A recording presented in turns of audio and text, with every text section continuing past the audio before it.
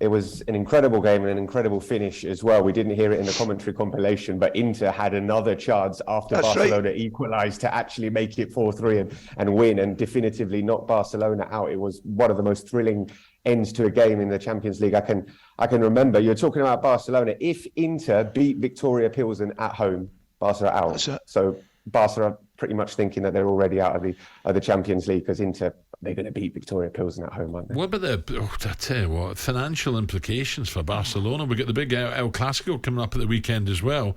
But this is Barcelona missing out again. Did they miss out last year? Yeah, they did. It would be the second season in a row that they amazing. go out at the group stages of the Champions League. All right, last season it was a transitional period. Xavi came in as the manager midway through the group stages. Maybe he can be given a little bit of the benefit of the doubt. This season, in the summer, they went out, they spent a lot of money.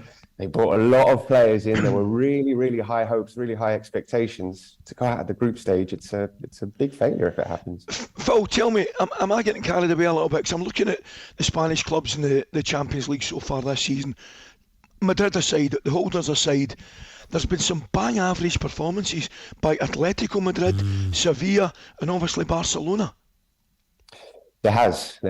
Unfortunately, for someone who works in Spanish football, it's very much in my interest for Spanish teams to be doing well, but they haven't done that well in the Champions League. They've been doing all right in the Europa League. Yes.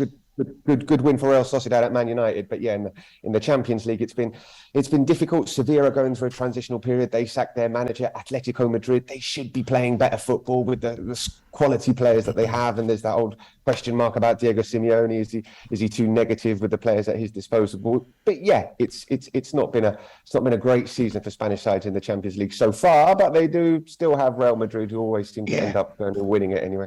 I wanted to ask you about financially what it will mean to Barcelona, but they always find a way, don't they? Will they have something else they can sell, some other rights they can sell?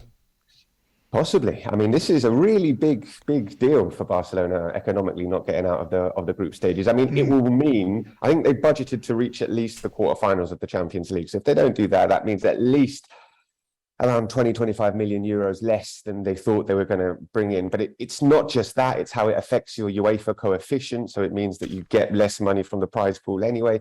It also affects sponsorship and that kind of stuff, which was really the cornerstone of Joan Laporta, the president, and his sort of idea around this Barcelona team. Build a good team, get them successful on the pitch, and then we can get them successful on the pitch, i.e. selling sponsorship, selling shirts, getting people into the stadium, bringing revenue in that way. If they're not winning on the pitch, then all those other plans, they're not going to happen. So there's going to be I remember the groups come out and thinking, dear, that's some group that is Bayern into Barcelona. I thought, I wouldn't like to pick, Bayern, but it was always going to be touch and go for me between Inter and Barca.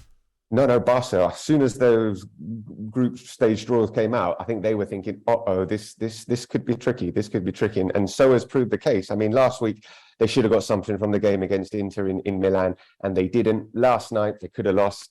They could have won. It was really all a bit too wild for Barcelona. They've not been consistent this season at all in the Champions League. They conceded a lot of goals, and looks like they're heading out.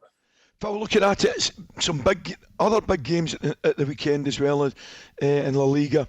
The big one, obviously, the Clásico. But at the same time, I'm looking at third and fourth, Bilbao versus Madrid. Can Bilbao stay there? It's interesting, isn't it? They don't have European football, and everyone else who's chasing top four in La Liga do have European football as a distraction. Athletic Bilbao have got Ernesto Valverde as the manager, former Barcelona manager. He won La Liga with Barcelona, finishing 17 points, 18 points clear of Real Madrid. He's a good manager, and he's got a good crop of players there.